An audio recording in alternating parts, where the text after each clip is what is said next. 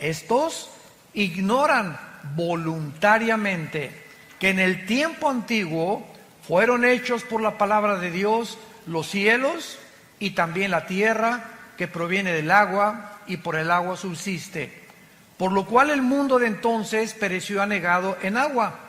Pero los cielos y la tierra que existen ahora están reservados por la misma palabra, guardados para el fuego en el día del juicio y de la perdición de los hombres impíos.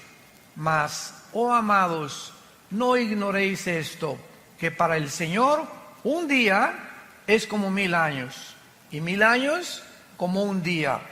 El Señor no retarda su promesa, según la tienen por tardanza, sino que es paciente para con nosotros, no queriendo que ninguno perezca, sino que todos procedan al arrepentimiento. Pero el día del Señor vendrá como ladrón en la noche, en el cual los cielos pasarán con gran estruendo, y los elementos ardiendo serán deshechos, y la tierra y las obras que en ella hay serán quemadas. Puesto que todas estas cosas han de ser deshechas, ¿cómo no debéis vosotros andar en santa y piadosa manera de vivir, esperando y apresurándonos para la venida del día de Dios, en el cual los cielos encendiéndose serán deshechos y los elementos siendo quemados se fundirán? Pero nosotros esperamos, según sus promesas, cielos nuevos y tierra nueva en los cuales mora la justicia. Hagámonos una pregunta antes de desarrollar este tema. Si supiéramos con absoluta certeza que Jesús vendría hoy en la tarde, ¿cómo vivirías?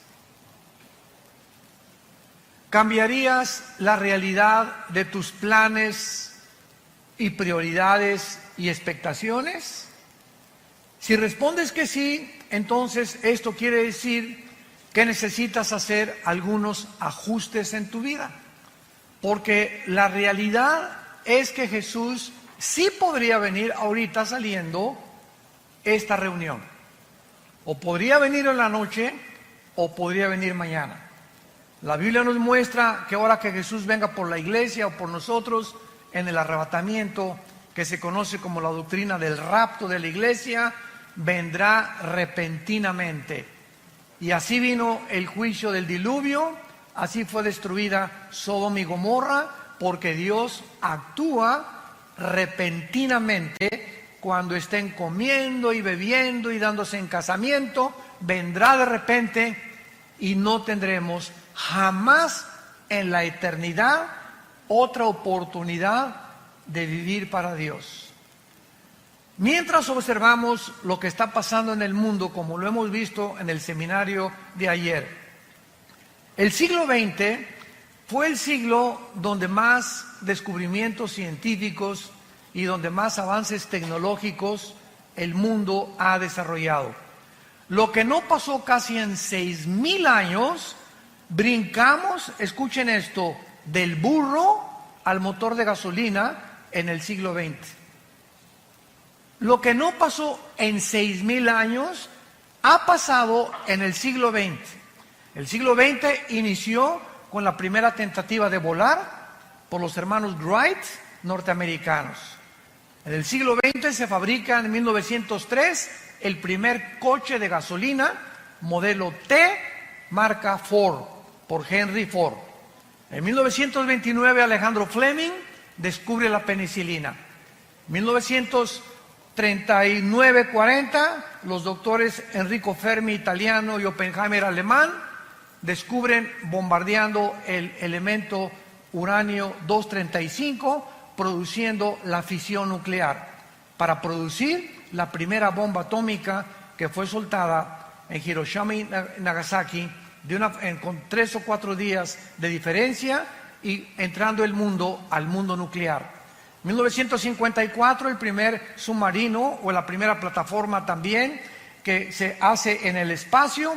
1957 se lanza el primer satélite. En el 69 el hombre llega a la luna. 1970 se descubre el Internet, comenzamos a usar los teléfonos celulares y de los 70s, 80s al siglo XXI que nos encontramos, ¿qué nos sorprende?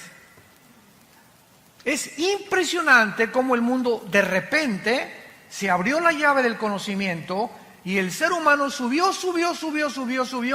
y ahorita en este momento nos encontramos en el mundo de la robotización, donde se han creado robots que ya están desalojando a los seres humanos como empleados, como enfermeras.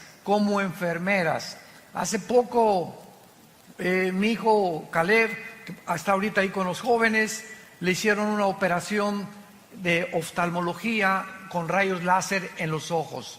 Y me dijo el doctor, usted si quiere, doctor Alducin, puede pasar a través de un vidrio y ver la operación de su hijo.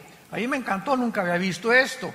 Entonces lo pude ver así, a mi hijo lo acostaron y yo creí que el doctor que tenía 80 años, dije que no tenga Alzheimer o que no le mueva la mano porque me lo va a dejar ciego, ¿verdad?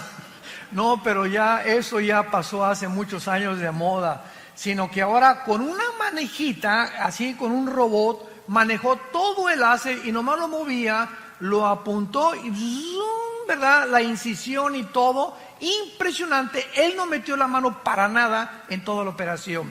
Un robot le abrió los ojos, se lo puso así, otro le puso quién sabe qué tantas cosas, pero yo salí maravillado de darme cuenta el avance en el que estamos ya llegando. Antiguamente también para abrirte el corazón te abrían una cosa así, ahora ya nomás te abren una incisión de milímetros, te meten una aguja y hacen todo a través de cámaras electrónicas, de pantallas y de una robotización impresionante. Nos encontramos en esa época, pero también nos encontramos en segundo lugar en lo que se llama el transhumanismo. ¿Qué quiero decir? Que desde 1954 que se descubrió el ADN, el ácido desoxirribonucleico, por los doctores Crick y Watson, que les dieron el Premio Nobel de Medicina, 1954, desde ese momento hasta nuestros días, la ciencia de la genética y de la biología se ha introducido a tal grado que están tratando de mezclar, por ejemplo, el ADN de las arañas que produce esa telaraña que es impresionantemente casi irrompible, una cosa la telaraña con la oreja de un murciélago para mezclar el radar del murciélago con la telaraña, etcétera, etcétera. Y existen laboratorios clandestinos donde están tratando de mezclar animales con humanos. Estos primeros experimentos se llevaron a cabo por un doctor, se llamó Mengele, en la Segunda Guerra Mundial, que fue uno de los médicos de los nazis, de Adolfo Hitler. Él fue el primero que comenzó a experimentar con la genética de los gemelos, les abría a las mujeres embarazadas el vientre y sacaban al producto y sacaban el ADN y lo querían mezclar con otra cosa, pero aún no conocían realmente el mundo microscópico de las células como lo descubrieron en 1954. Entonces nos encontramos en un mundo muy complicado, un mundo muy difícil, un mundo científico, un mundo tecnológico, pero a pesar de estos increíbles avances tecnológicos y desarrollos científicos del siglo XX, nunca en la historia había habido un siglo con tantos ateos como en el siglo XX.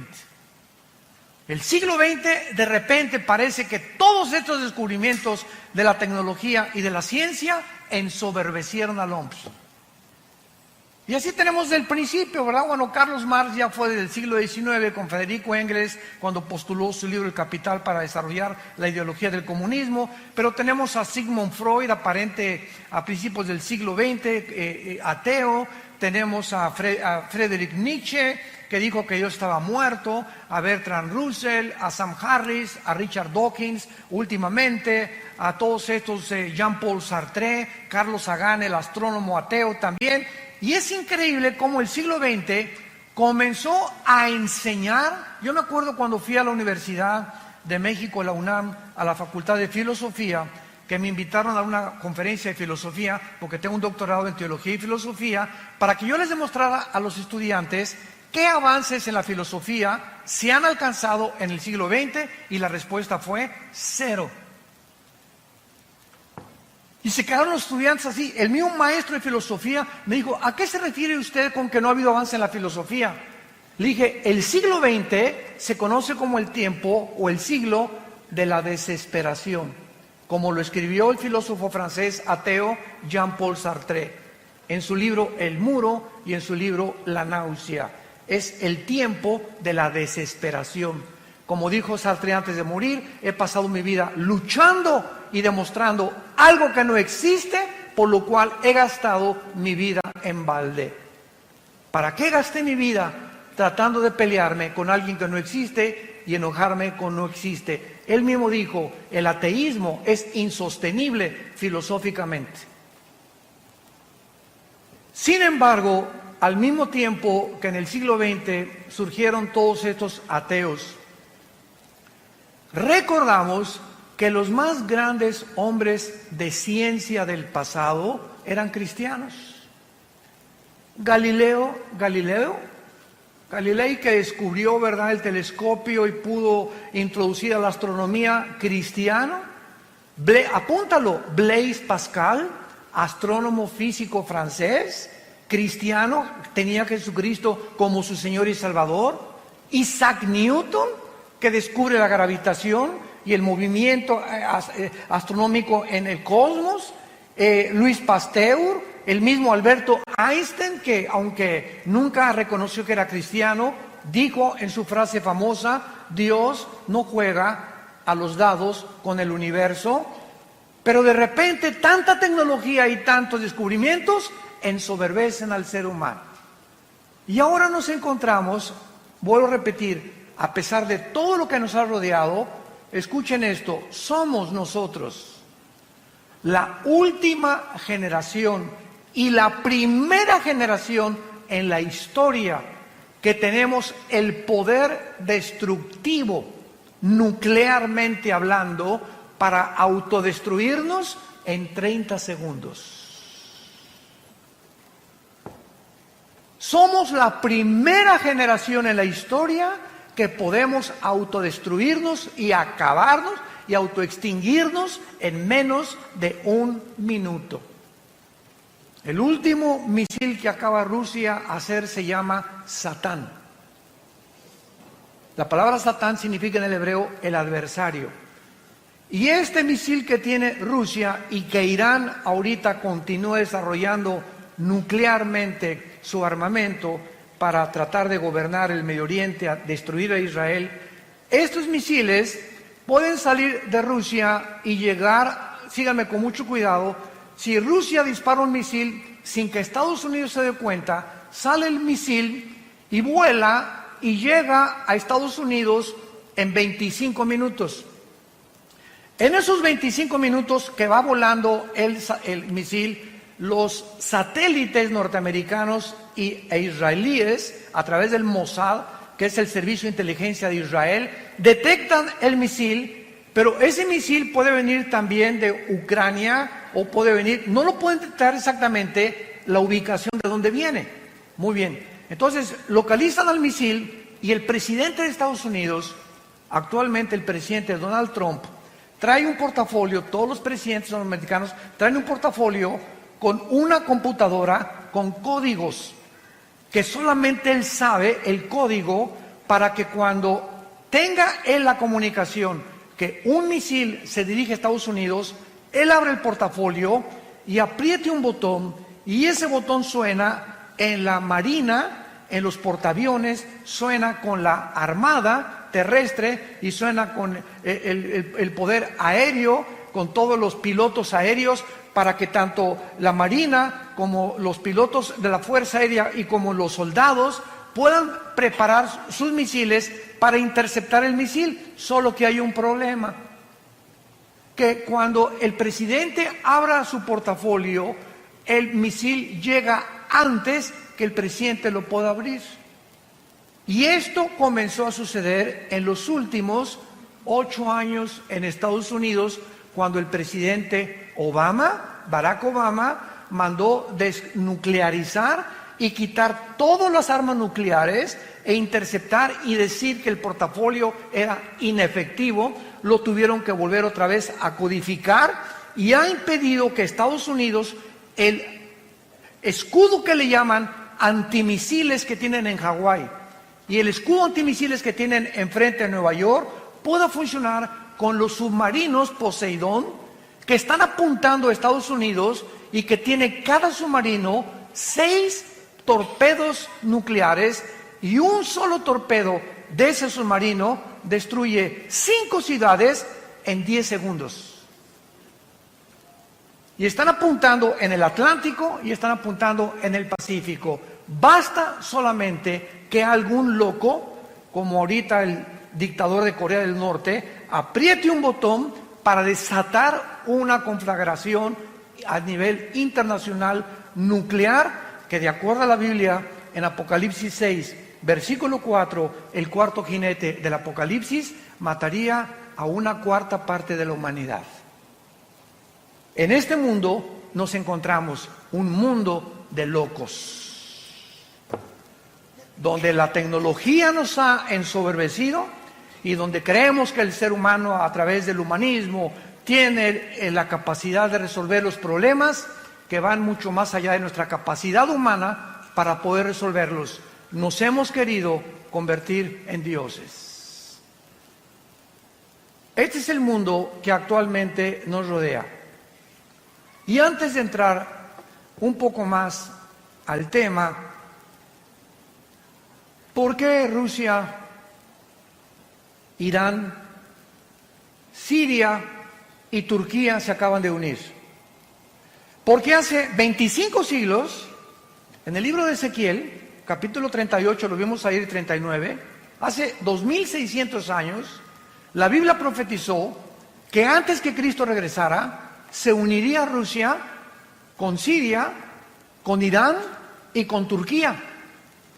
Y estas naciones que la Biblia profetizó hace 2600 años, son exactamente las naciones que han formado un eje en el Oriente para poder controlar el Medio Oriente, donde se encuentran debajo de Arabia Saudita, de Irak y de Irán, casi el 70% de la producción petrolera del mundo.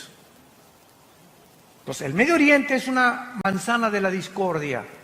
Por eso los ingleses antes de la Primera Guerra Mundial, por eso los árabes después de la Segunda Guerra Mundial, por eso Estados Unidos, por eso todo ha hecho que gire alrededor del Medio Oriente, donde la Biblia dice que comenzó la humanidad y donde la Biblia dice que la humanidad terminará en la ciudad de Jerusalén. Ahí va a terminar la humanidad con la batalla del Armagedón o la Tercera Guerra Mundial. Ahora, Rusia, ¿por qué cuando Trump le dijo a Putin, por favor, déjanos derrocar al presidente Assad de Siria, por qué Rusia lo impidió?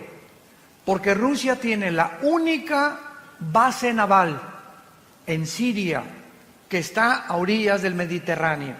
Entonces, si quiere Rusia evitar que por el Mediterráneo se metan sus enemigos, lo harían, y jamás Rusia abandonará a la familia de los Assad, ni tampoco Rusia permitirá, mientras esté Putin, que Siria caiga en manos de otra nación. ¿Por qué se acaba de unir con Irán? El ayatollah Khomeini y el presidente Rouhani de Irán acaban de dictaminar que van a destruir a Israel y que ya tienen los misiles apuntando en contra de Israel. ¿Por qué se unió con Rusia? Porque Rusia tiene a papá China.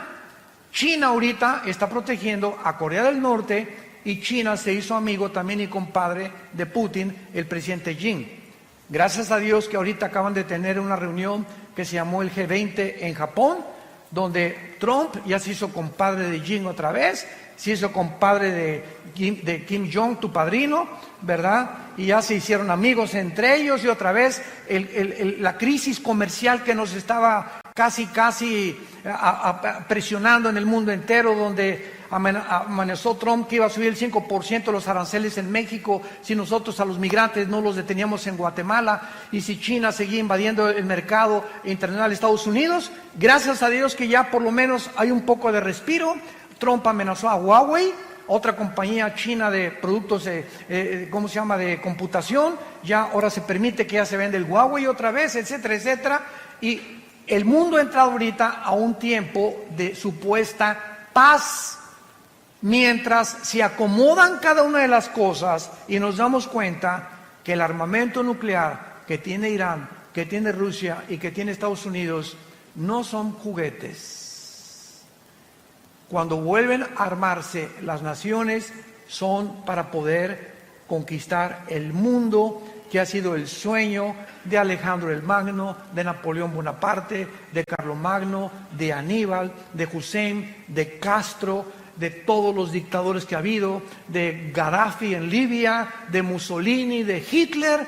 La historia está permeada de personas ambiciosas por controlar el mundo y tener control sobre los demás. Esta es la situación que la Biblia nos describe desde hace 2600 años. Ahora, muy bien, en vista del mundo que estamos viviendo tan conflictivo y tan amenazador, donde ustedes saben cuál es la enfermedad del siglo XX, no estamos hablando de ataques al corazón, ni el cáncer, ni otras enfermedades que también tienen un índice muy elevado, sino que ahora se acaba de descubrir a través de la Clínica Mayo y el Hospital Hopkins, que son las dos instituciones clínicas más prestigiadas del mundo, hace 2 años y medio aproximadamente, concordaron que el 70% de las enfermedades de los seres humanos, mentales y físicas, tienen un común factor denominador: el estrés. Santa Cachucha. El estrés es la enfermedad del siglo XXI. ¿Y qué es el estrés? Es un estado interno de insatisfacción, de tensión, de preocupación crónica por dentro. No puedes estar en paz contigo mismo. Quítate a los niños. No me estás molestando ahorita. No te me atravieses.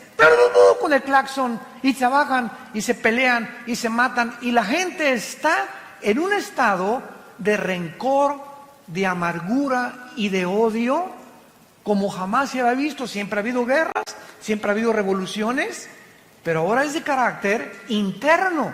Ahora el ser humano se está descomponiendo porque algo dentro de su vida no le da la paz que necesita. Y encontramos una lista impresionante de cantantes, de actores, de políticos, de deportistas, de gente multimillonaria que están rodeados de todo lo que cualquiera quisiera desear, diciéndonos: soy la persona más vacía y más miserable de esta vida, entregándose a las drogas, como cuando muere el rey del pop, Michael Jackson, tu ídolo. Cuando muere no se sabe si era hombre o si era mujer. Cuando muere el rey del rock, Elvis Presley, muere con un plato con su cara sobre la sopa, diciendo que ya no quería vivir, con 500 mujeres formadas en fila en su casa de Memphis, esperando tener relaciones con él. ¿Qué ha sido tu sueño? Rabo verde. Y todo lo que nosotros pensamos que nos podría dar, o lo que quisiéramos algún día soñar, nos damos cuenta que lo han tenido los seres humanos como Salomón escribió en el libro de Eclesiastés capítulo 2, a la risa le digo enloqueces y al placer de qué sirve esto, cuando tenía 800 esposas. Tú nada más tienes una. Tenemos, dijo el otro, ¿verdad?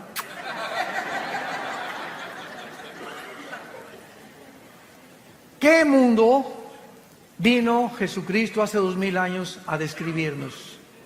Y hace 2000 años Jesucristo nos recetó la medicina que el mundo necesita 2000 años después. Mi paz les dejo, mi paz les doy. Esa paz es un estado de tranquilidad interior. Es un estado de confianza interior, de seguridad, de esperanza que todo está bien. Guerras, el petróleo, cayó el peso, el gobierno, y lo que sucede a nuestro alrededor, esa paz impide, es como un muro a nuestro alrededor, como un cerco invisible de protección que impide que las condiciones del mundo entren a nuestra alma. Y que el mundo puede estar cayéndose junto a nosotros y nosotros tenemos tranquilidad y paz porque sabemos que estamos en manos de nuestro Creador. Y que nada ni nadie nos podrá nunca separar de Él. Hace algún tiempo un rey mandó, o más bien decretó un concurso, que por favor, entre los pintores que había en el reino, ¿quién podría pintar un cuadro que describiera la paz? Y pues hubo bastantes personas que se acercaron y pintores a concursar. Y pues uno pintó así el Popocatépetl, así, ¿verdad? Bonito, tranquilo, no explotando desde luego. Otro el mar, la bahía de Acapulco, así lindo, otro un bosque, etcétera, etcétera.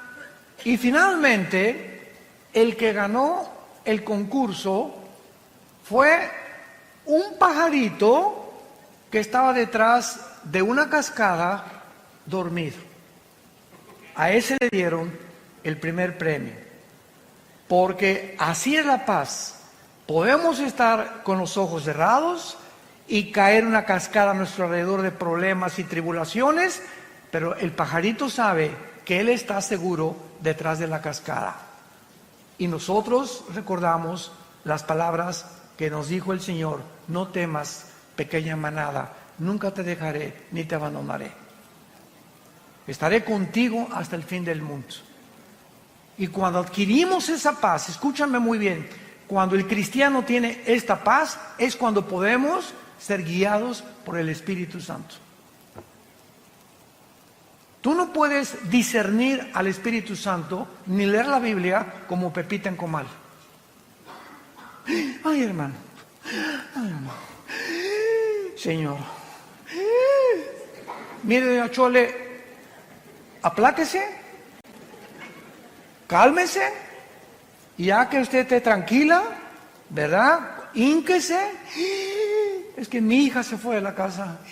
Pastor, hasta que usted no se calme y hasta que tú no estés tranquilo y comiences a hincarte y a alabar a Dios y decirle: Señor, gracias porque este estado de estrés en el que me encuentro no va a hacer regresar a mi hija. Este estado de estrés en que me encuentro no va a arreglar mis problemas de negocio ni de dinero. Este problema en el que me encuentro no va a hacer que mi esposo me quiera tampoco. Y se fue hace 3 días, pues que se vaya. Pero yo no voy a perder la paz. Y cuando nosotros mantenemos este estado de control interno y de esa paz, puedo venir a la Biblia y discernir la palabra de Dios. El Espíritu Santo no puede comunicarse con una persona que no tenga paz. Por eso es tan importante, la paz les dejo, porque es importante para poder acercarnos a Dios y discernir la voz del Espíritu Santo. Vamos a 2 de Pedro, nuestro pasaje que acabamos de leer, y vamos a ver de qué manera se relaciona con todo lo que estamos compartiendo. Veamos de qué manera nuestra esperanza y la seguridad que tenemos los cristianos de que Jesús viene por nosotros en cualquier momento. Y tu taller de carpintería, tu taller de plomería, tu bufete de abogado, tu consultorio médico, tus propiedades, tus edificios, tus condominios, tus coches y todo lo que hemos nosotros tratado de amontonar en cualquier momento. Si Jesús no viene y tú estás creyendo, pues tengo todavía 10 años de vida o 20 años de vida, estoy joven, tengo 40 años, etcétera, etcétera. En cualquier momento puedes ir a cualquier clínica y te dice el médico, le acabamos de tener una radiografía, usted tiene cáncer. Pero ¿cómo que yo me siento muy bien? Es que la radiografía no miente, señor, usted tiene cáncer. Y en ese momento que tú sabes que ya, a partir de esa noticia, tienes los días contados, ajustas toda tu vida. Y te das cuenta que rápido pasó tu vida y que en cualquier momento ya te puedes ir al otro lado, a la presencia del Señor o al infierno, según sea tu condición, y que en ese momento este diagnóstico mueve tus sentimientos, tus emociones, tus negocios y todo. ¿Por qué? Simplemente porque sabes que tu vida está en un hilo y estás en la orilla de un precipicio. Ahora, no necesitamos que alguien nos dé este diagnóstico de la misma manera. Cristo puede, dentro de 2-3 horas, mañana, venir por nosotros. ¿Cuál es el mensaje que les quiero compartir? Con lo que el apóstol Pedro nos comunica en este pasaje. Veamos entonces los consejos que nos da. Número 1. La primera cosa que se nos aconseja en 2 de Pedro capítulo 3, particularmente las promesas relacionadas con el futuro, es el origen de las promesas de Dios. Amados, esta es la segunda carta que los escribo, y en ambas despierto con exhortación vuestro limpio entendimiento. O sea, lo primero que Dios nos dice es, quiero que entiendan. Padre, ¿qué quieres que entendamos en esta época? Versículo 2, que tengamos memoria de las palabras que antes nos fueron dichas por los santos profetas y el mandamiento del Señor y Salvador dado por nuestros apóstoles. Lo primero que tenemos que recordar es las promesas de Dios. Nunca te dejaré, nunca te abandonaré. Ten paz. No importa tu destino, tu futuro, las noticias, lo que al mundo le pase. Recuerda las cosas que están escritas en este libro. Veamos, por ejemplo, en el libro de Isaías, capítulo 44, versículos 6 al 8, lo que hace 2500 años aproximadamente Dios nos dijo. Isaías 44, del 6 al 8. Así dice Jehová, Rey de Israel, y su Redentor, Jehová de los ejércitos: yo soy el primero y yo soy el postrero. Yo soy el primero y yo soy el postrero. Y fuera de mí no hay Dios. Y nos pregunta Dios, ¿quién proclamará lo venidero? O sea, el futuro. Lo declarará y lo pondrá en orden delante de mí, como hago yo desde que establecí el pueblo antiguo. Anúncienles lo que viene y lo que está por venir. No tengan miedo. No teman. No se amedrenten. No te lo hice oír desde la antigüedad y te lo dije. Luego ustedes son mis testigos que no hay Dios sino yo. No hay fuerte, no conozco ninguno. Cuando Dios dice, yo soy el alfa y el omega, es la primera letra del alfabeto griego y la última letra del alfabeto griego, el alfa y el omega. Si nos dice Dios, yo soy el primero, y yo vengo a la Biblia y leo Génesis, y veo que los científicos actuales están poniéndose de acuerdo y reconociendo que la descripción de la creación del universo, de acuerdo a los primeros 2 capítulos del Génesis, coincide con la astronomía, coincide con la física, con la primera y la segunda ley de la termodinámica, coincide con la biología y coincide con la paleontología y con la antropología. Entonces comienzo a enfocarme, a darme cuenta que si lo que en la Biblia en el principio es verdad, en el principio, ¿dónde me encuentro yo si Dios es el final? Nos encontramos en medio. Entonces, ¿qué es lo que nos está diciendo Dios? Voltea hacia el pasado y ve todo lo que he escrito en la Biblia. Solo en la muerte de mi hijo en la cruz, 33 profecías se cumplieron, al pie de la letra. Cuando Jesús colgaba en la cruz, se estaban cumpliendo 33 profecías por los profetas hebreos al pie de la letra. Ahora, si eso en el pasado lo vemos, que se ha cumplido, nos damos cuenta que estas palabras son fieles y verdaderas. Y si yo me encuentro en medio, de la misma forma que se cumplió el pasado y Él es el final, se cumplirá también el final. Por lo tanto, camino hacia el final con confianza en que Dios cumplirá su propósito en mí. Es lo que quiere decir, yo soy el primero y yo soy el último. No tengan ni tengan temor. ¿Quién más puede anunciar el futuro sino yo? Dice el Señor. Esto se refiere, ¿verdad?, a todos los eventos futuros profetizados en el Antiguo Testamento. Por hoy dice el primer consejo del apóstol Pablo: recuerden ustedes las promesas que en el pasado los profetas y apóstoles hicieron, para que ustedes puedan mantener esa paz que es importante para tomar decisiones. Tú no puedes tomar una decisión con quién te vas a casar, qué coche comprar, qué terreno vender, qué cosa hacer, qué negocio llevar, qué medicinas tomarte si no tienes paz. La falta de paz nos hace tomar decisiones equivocadas, de las cuales nos vamos a lamentar el día de mañana. Porque en el momento que tomamos la decisión para casarnos, para comprar ese vehículo, para comprar ese terreno, lo hicimos no con la dirección del Espíritu Santo, lo hicimos en la carne, guiados por nuestras pasiones.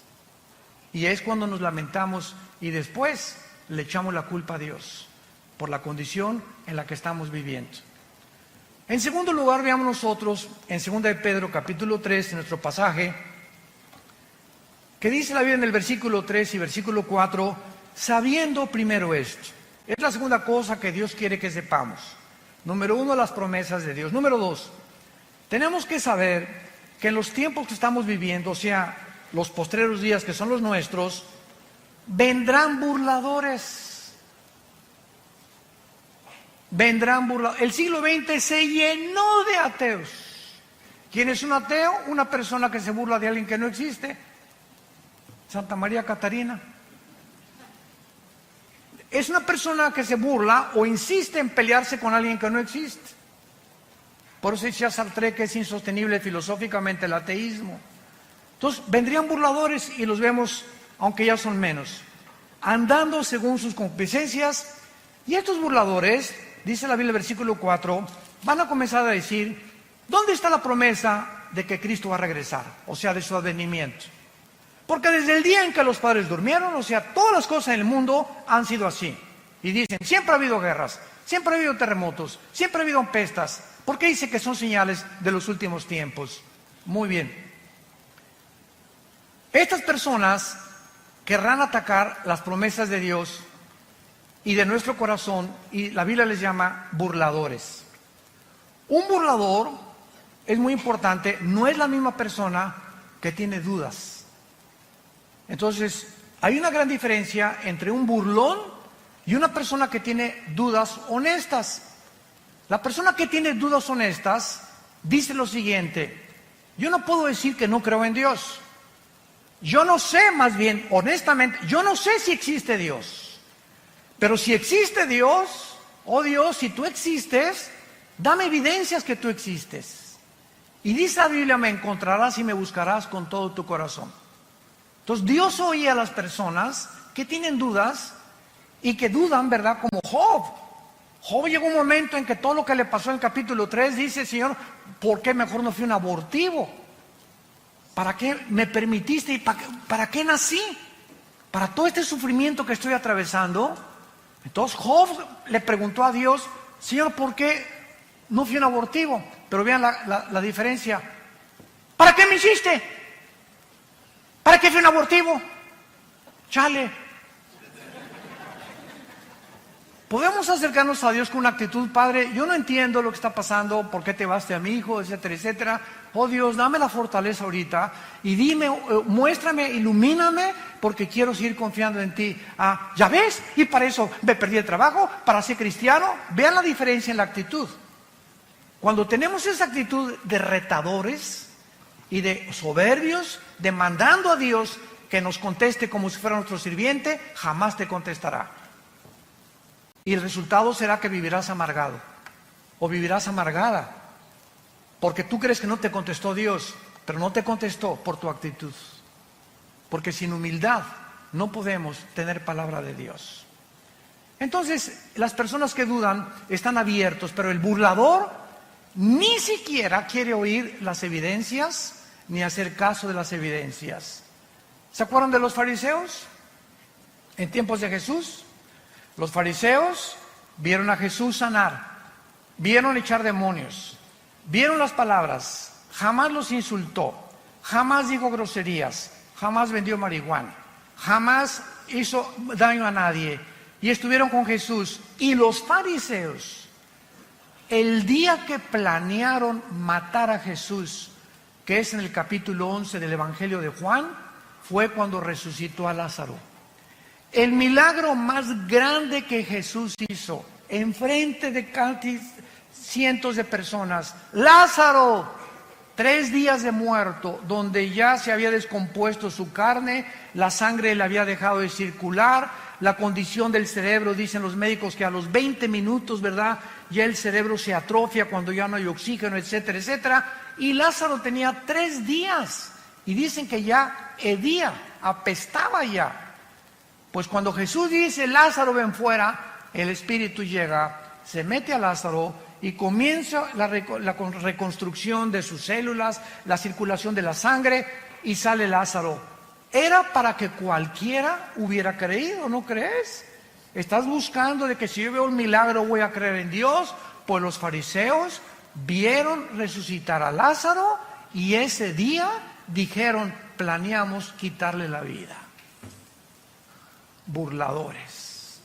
Yo me he encontrado con diferentes tipos de ateos y diferentes tipos de personas, como uno les conté hace algún tiempo en una reunión, que saliendo de una conferencia en un hotel en México, en el elevador se acercó un señor así muy retador. Me dice: usted es el doctorcito Alducin, ¿verdad? Pero así, ¿verdad? Yo le iba a decir: bueno, ¿y qué te importa, no? Pero no le pude decir eso. Me daban ganas, no nos dan ganas a veces. Usted, ¿verdad? Sí. ¿Y en qué le puedo servir, señor? A ver, diga, contésteme. Pero así, a ver, contésteme. Dios es todopoderoso, ¿verdad? Sí, claro, le contesté. Bueno, si es todopoderoso, entonces no tiene poder para destruir al diablo. Y le dije: claro que sí. Y le dije: pero dele gracias a Dios, porque comenzaría con usted. El hecho que Dios no haya terminado con la maldad implica que Dios no quiere que todo mundo sea condenado. Y le dije: el hecho, cuando bajamos el elevador, que usted quiere que le conteste esa pregunta en la actitud burladora en la que usted se me está acercando, no merece que le conteste como yo le contesté. Pero así encontramos tipos de diferentes personas con diferentes actitudes. Veamos nosotros que este burlador se dedica a burlar, a criticar, a despreciar y atacar las cosas de Dios sin tener evidencias, pero él no quiere evidencias. Él quiere mantener una actitud de soberbia en contra de Dios, volviendo su enemigo. Vean lo que dice el Salmo 10 acerca de los burladores. David escribió hace 3000 años el Salmo 10 y dice la Biblia que aquí se describe algunas características de este tipo de personas que abundan a nuestro alrededor. Las encontramos en los maestros de escuela, en las universidades, profesionistas, médicos, en fin, ¿verdad? En todas las áreas de la sociedad se encuentran estas personas. Dice el Salmo 10, versículo 3 al 5, porque el malo se jacta, o sea, se enorgullece del deseo de su alma. Bendice al codicioso y desprecia a Jehová. El malo, por la altivez de su rostro, no busca a Dios. No hay Dios en ninguno de sus pensamientos. Sus caminos son torcidos en todo tiempo. Tus juicios los tiene muy lejos de tu vista. Y dice en su corazón, no seré movido jamás, nunca me alcanzará el oportunio. Y el capítulo 14 de los Salmos, versículo 1, dice, el necio dice en su corazón, no hay Dios. El necio o el burlón dice en su corazón, no hay Dios. Ahora, ¿por qué actúan de esta manera? Regresamos a nuestro pasaje de Segunda de Pedro. ¿Por qué estas personas actúan de esta manera? Donde ya ni las evidencias les funcionan. Simplemente cuando una persona ha decidido, escúchame muy bien, no creer en Dios, como una vez una persona me dice, si yo veo un paralítico levantarse de su silla de ruedas, voy a creer en Dios.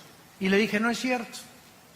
Porque si tú ves un milagro de un paralítico levantarse, tus emociones van a ser afectadas y tus sentimientos también, y vas a decir, de veras, está caminando, don Paquito ya tenía 15 años, pero esas emociones que fueron despertadas en ti de asombro, ¿cuánto te van a durar? ¿3 días? ¿5 días? A la semana regresas a tu misma incredulidad. Porque no son los milagros los que nos cambian por el oír, es por la palabra y por la palabra de Dios. Romanos capítulo 10. La fe no es por ver, la fe es por oír. Y si tú cuando oyes las palabras de la Biblia no crees, aunque veas a alguien saltar de una silla de ruedas, no es cierto que vas a creer, porque tu problema no son las evidencias, escúchame esto, tu problema es tu moral. Un día tuvimos una cruzada muy grande en la Plaza de Toros de Villahermosa, Tabasco, en el estado de Tabasco. Y fue una cruzada dedicada a la juventud, hablé del suicidio, de la drogadicción, de la ideología de género, etcétera, etcétera. Y a la salida me estaban esperando 3 muchachas. Y se acerca una muchacha y me dice, oiga, pastor, es que la amiga que trajimos me dice que usted nos quiere asustar porque prediqué del infierno la última noche. Que usted nos quiere asustar porque el infierno no existe. Entonces le pregunté a la muchacha, oye, ¿por qué no crees en el infierno? No, pues porque no es cierto, usted es el único que viene a asustarnos. Y yo le dije a la muchacha, mira, yo creo que tu problema no es de carácter intelectual ni teológico, sino moral. Y la otra amiga me dice, sí es cierto, tiene 3 amantes, vive con 3 muchachos. Le dije, ya ves, por eso no crees en el infierno. No es que no creas, escúchame muy bien, es que no te conviene creer. Y así hay cantidad de gente en tu familia, amigos, que les puedes traer, les puedes mostrar, pero no les conviene porque ellos saben muy bien que al enfrentarse ante la verdad y ante la luz los va a desenmascarar. Y el Dios de la Biblia te va a demandar que tú dejes tus pecados, pero no te ordena que los dejes sin su poder. Ellos ignoran que si tú simplemente lo aceptas, Él te dará el poder en el Espíritu Santo para que tú puedas comenzar a vivir una vida nueva. Se llama la gracia de Dios. Entonces mucha gente por eso, por la ignorancia de que creer que pues primero tengo que dejar el adulterio, primero tengo que dejar de ser borracho y lo voy a pensar, y las drogas y después lo voy a pensar, voy a tratar de ser, ya no ser homosexual o lesbiana y después acepto a Cristo. La Biblia dice, ven cómo estás. Cuando oigas su voz, no te endurezcas, ven cómo estás, ven a la cruz, Señor, soy un homosexual, Señor, soy una lesbiana, soy borracho, parrandero y jugador. Me dicen el Chapo de la costera Miguel Alemán. No importa, reconoce, es el mensaje glorioso del Evangelio de Jesucristo. Simplemente reconoce tu pecado, que estás mal delante de Dios, que estás mal, que vas en un camino que parece derecho, pero vas a un camino de muerte. Reconócelo y regrésate y dile, Señor, vengo como limosnero ante tu cruz, no tengo nada que ofrecerte, soy un miserable pecador, ten misericordia de mí. Y Dios entra a tu vida, y te da el poder para dejar esa vida que tú no podías dejar sin su poder. Si el ser humano pudiera cambiar y dejar sus pecados, ¿para qué murió Cristo? Fue un desperdicio en la cruz. Si se nos diera a nosotros la capacidad para dejar el pecado, ¿para qué murió Cristo? ¿Por qué tuvo que Dios sacrificar a su Hijo? Fue el desperdicio más grande de la historia. Pero la Biblia dice que sin derramamiento de sangre no hay perdón de pecados. Sin la muerte de Cristo, Dios no tendría una justificación para poder decirte te perdono. ¿Por qué te va a perdonar? Así nada más porque sí. No es así nada más porque sí. Nos perdona porque su Hijo pagó por nosotros en nuestro lugar. Ahí se cumplió la justicia de Dios para aquel que reconoce que Él es el Cristo, el Hijo del Dios viviente. Estos burladores actúan así, ¿verdad? Porque no quieren que nadie se meta en sus vidas de pecado. La idea de que hay un Dios los llena de pánico, de error, de terror, porque lo que tienen que atacar la verdad de Dios y sus mensajeros. Dice en el Evangelio de Juan capítulo 3, y esta es la condenación, que la luz vino al mundo y los hombres amaron más las tinieblas. Ahí tienen la luz, ahí tienen la verdad. Pero aún cuando está la luz ahí, como los fariseos, ahí está la luz, ahí está Jesús. Sabían que era el santo, que ¿cómo es posible que al hombre más perfecto de la humanidad lo hayamos puesto en una cruz? ¿Cuánto odio contra la verdad y contra la luz? Y dice Juan capítulo 3, y no vienen a la luz porque sus obras son malas y descubiertas por la luz. No les conviene cambiar su vida de pecado. Estos burladores dicen en 2 de Pedro, en nuestro pasaje, capítulo 3, que aún toman en penúltimo lugar posiciones pseudocientíficas, diciendo, versículo 5, estos burladores, hablando de ellos, ignoran voluntariamente. O sea, qué increíble que ellos conozcan e ignoren o estén decididos a no conocer. O sea, no quiero meterme a la Biblia, no quiero ir a tus reuniones, no quiero a tus estudios. Voluntariamente no quieren conocer la verdad. Te repito, porque la verdad los va a exhibir y les va a mostrar la luz, y a ellos no les conviene salir de su pecado.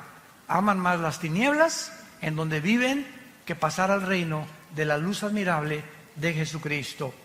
Entonces van a usar también posiciones pseudocientíficas, como diciendo que en el tiempo antiguo todas las cosas han sido iguales del principio, que nunca hubo un diluvio universal, que la Biblia está llena de errores, de contradicciones, que son leyendas, etcétera, etcétera. Y como le dije también a una persona en una universidad, un maestro que se me puso al brinco cuando les expliqué a los estudiantes que la teoría de la evolución es anticientífica, antifísica, antibiológica, antigenética. Este maestro comenzó a agredirme, ¿verdad? Y yo le contesté, ¿ha leído usted la Biblia? No, Chepo. ¿Por qué ataca usted un libro?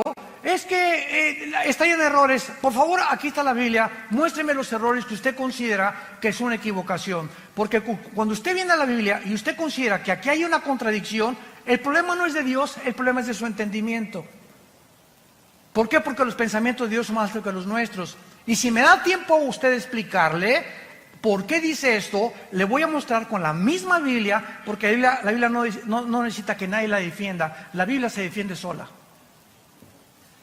Nunca trata Dios en la Biblia de demostrar que Él existe, simplemente la Biblia dice, en el principio Dios creó los cielos y la tierra.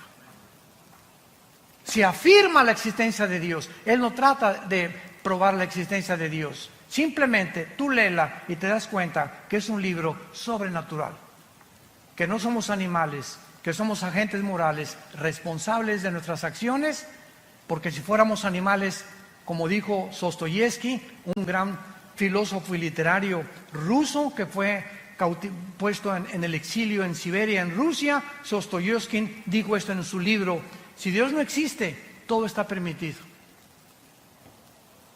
Así de simple. Si Dios no existe, todo está permitido. Bebamos, comamos, ¿para qué le soy fiel a mi esposa? ¿Para qué me mantengo sin robar? si el que no tranza no avanza? ¿Para qué soy honrado? ¿Para qué soy honesto? ¿Para qué trato de vivir en mi matrimonio cuando hay 10 mujeres o 15 mujeres mejores? ¿Por qué no tengo hijos por todos lados sembrados? ¿Cortar la mejor flor del ejido donde quiera que yo vaya? ¿Por qué? Porque simplemente hay un Dios que nos dice: vengo a juzgarte en el día del juicio y prepárate para encontrarte con tu Dios.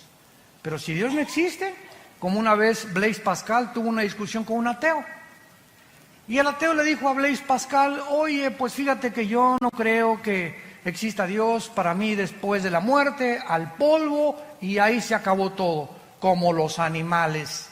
Y le dice Blaise Pascal, el gran filósofo, astrofísico, físico matemático francés, le dice Pascal a este ateo: mira, si tú tienes razón y no hay Dios, bueno, digo, y acabamos todos en la tumba, pues nos vamos al polvo y no hay ningún problema. Pero si mi Dios tiene la razón y Jesucristo resucitó entre los muertos, ¿qué amuladas te vas a llevar? Así que ya sea que tú tengas razón o que yo no tenga razón, yo salgo ganando. Porque si Dios no existe, pues no perdí nada. Pero si Dios existe, ¿qué amulada te vas a llevar? Es un simple razonamiento. O como dijo también Newton, una vez tenía un amigo Newton, Isaac Newton, que era ateo. Y entonces estaba viendo el universo una noche que estaba con Newton, y Newton estaba con sus matemáticas cuánticas y su astronomía y considerando muchas cosas del universo, etcétera, etcétera. Y le preguntó el ateo a Newton: oye, qué maravilloso universo, ¿verdad? Le dijo: sí, es el diseño y la inteligencia de un Dios. Y le dijo Newton, le dijo el ateo: no me hagas reír. Ahí murió la cosa. Al otro día, Newton lo invita a cenar a su casa. Y Newton tenía en su casa, en su estudio, un universo que él había hecho, así colgó al sol, la luna, las estrellas. Tenía como una sala con una representación del universo. Entonces llegó este amigo de él a su sala y vio todo esto colgado y le preguntó el ateo: oye, qué bonito, ¿quién colgó todas estas cosas? Y le contestó Newton: se colgaron solas.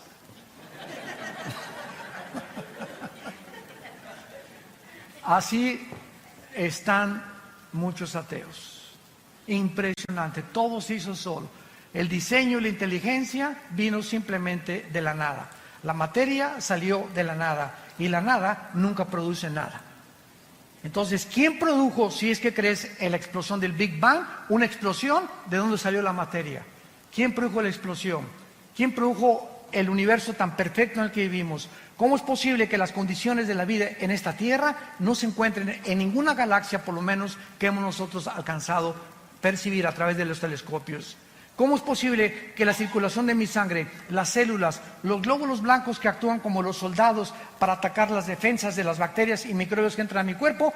¿Quién programó a los glóbulos blancos para defender mi sangre y a las bacterias que tengo dentro? Y la impresionante complicación que tienen los miles de nervios aquí dentro de mis ojos, mi nervio óptico, que ninguna cámara ha podido realmente. Ahora que yo me acabo de hacer unos implantes en los ojos, me dijo el doctor Armando: en 3 o 4 semanas, ve desde lejos y ves de chiquito, ponte un lápiz y comienza a hacer así, para que los dos ojos comiencen a los músculos a ejercitarse, el oftalmólogo y todas estas cosas que yo estoy platicando. Dije: Dios mío, nunca me había puesto a pensar que mis ojos pueden ver desde muy lejos y desde muy cerca. ¿Quién hace que se enfoque y quién desarrolla este foco que los mismos fotógrafos no han podido desarrollar?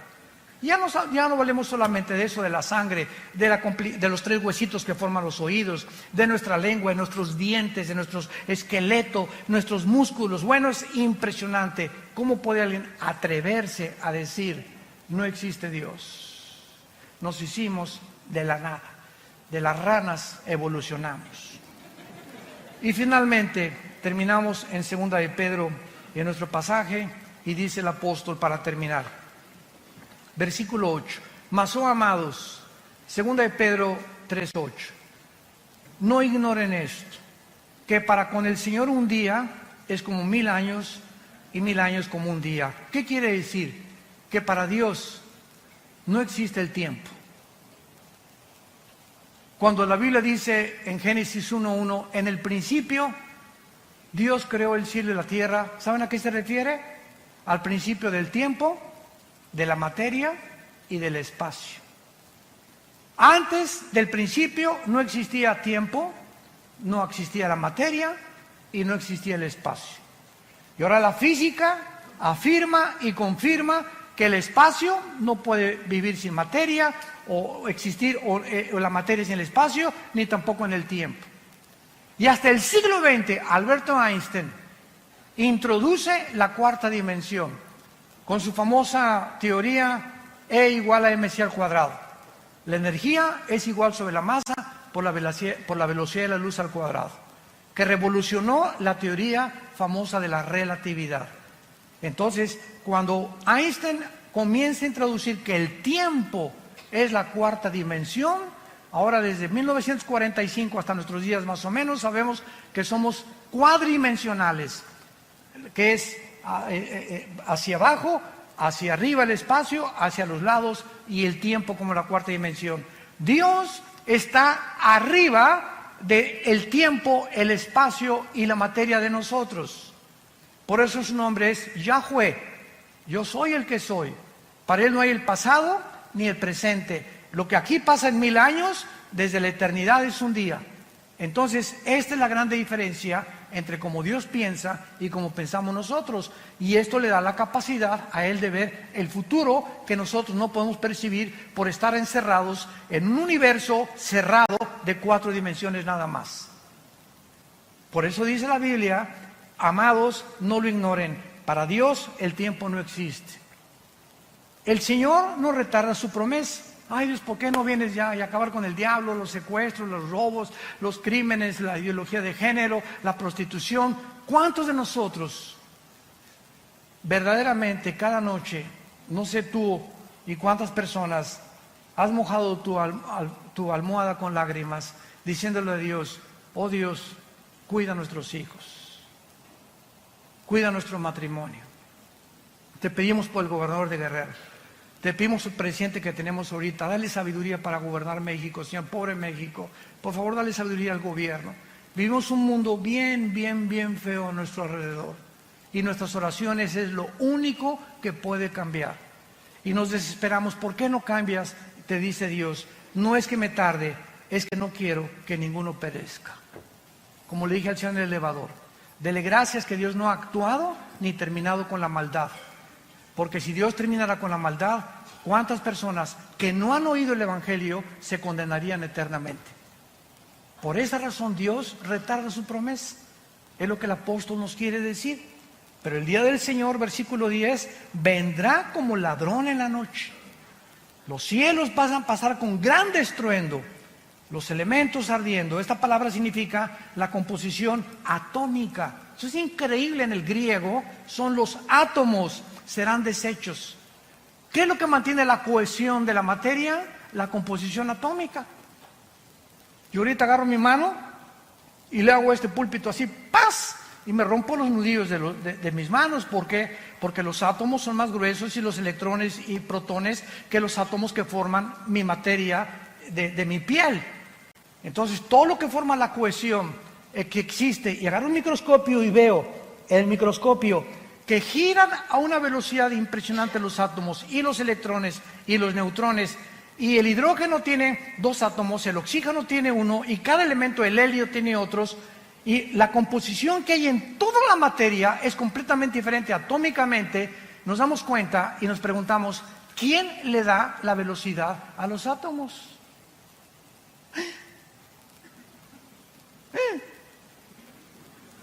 ¿Quién les hizo así a los átomos? Están violando una ley física, que dice la física, que si yo hago una canica y le hago así a la canica, sale disparada la canica y la velocidad de la canica es proporcional a la fuerza que yo le aplico. Si agarro una flecha y la disparo con un arco, sale la flecha y la flecha tiene que caer en una parábola. Un balazo, sale la bala y la bala tiene que caer. ¿Por qué? ¿Por qué no se mantiene la flecha continuamente volando, o la bala continuamente volando, o mi canica continuamente volando? ¿Por qué? Porque se tiene que detener. ¿Por qué la Tierra sigue girando sobre su rotación? ¿Por qué no se detiene? Pregúntale a tu maestro ateo. ¿Quién le hizo así a la tierra? ¿Quién mantiene la tierra? No solamente girando perfectamente a una velocidad de 24 grados sobre su eje, sino que ¿quién la sigue impulsando alrededor del Sol en 365 días? Desde hace miles de millones de años. La Biblia dice en Hebreos 1:3, Jesucristo sostiene todo el universo con la palabra de su poder. Es Dios de la materia, el Dios del átomo, el Dios de los electrones, el Dios que nos ha puesto todo en un orden para que podamos admirarle y decirle en esta tarde, inclinemos nuestra cabeza, te alabamos, oh Dios, creador de los cielos y de la tierra. Te bendecimos tu nombre porque has tenido misericordia de nosotros. Porque en esa cruz, tu palabra dice, de tal manera amó Dios al mundo, que nos ha dado a su Hijo unigénito, para que cualquiera que en este momento crea en Él, no te pierdas, mas recibas el regalo de la vida eterna en Cristo Jesús. El Dios y Padre de Jesucristo